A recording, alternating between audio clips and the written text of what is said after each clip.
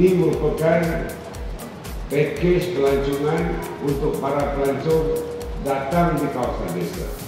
Suatu pakej untuk memberikan peluang kepada pelancong-pelancong menikmati soal budaya, seni, soal tradisi, kulineri ataupun makanan ataupun suasana perkampungan itu bagi dinikmati oleh pelancong-pelancong.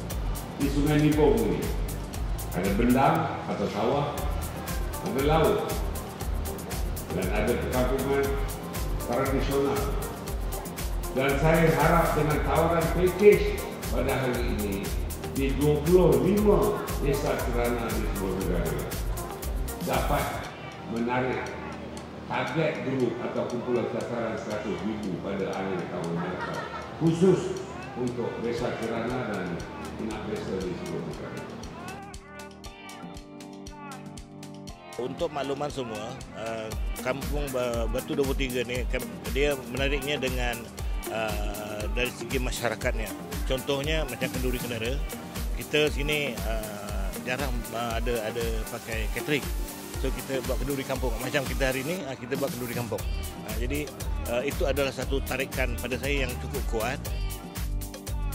Saya selaku penduduk Kampung Batu 23 amat bersati dan terima kasihlah atas pemilihan Kampung Batu 23 ini sebagai desa kirana.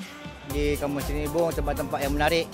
Antaranya kita ada pantai, kan boleh mancing pun boleh di pantai sini.